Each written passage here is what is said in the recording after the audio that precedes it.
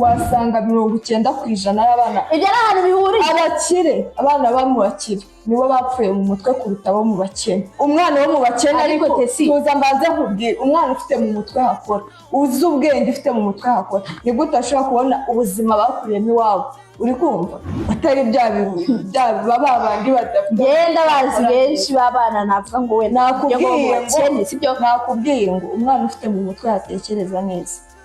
Ntago nakubwiye umwana nyine ntibindeba wacu turi abakene twarya tutarya gushimisha ababyeyi ntibindeba ntago ari uwo navuze. Umwana uzi ubwenge wicara agatekereza ubuzima tubayemo uko bumeze ntago yakwitwara nabi uzi icyo yarahejeje kukuranira waba uri umukire cyangwa umugeni yabikora. Ibyo ntabwo nabihakanye ariko biratandukanye. Njye nakubwiye tuba dufite uburyo tubireba wasanga abana bo mu bakene aribo bananiranye kuruta abo mu bakene. Erega ariko njye nubwo dore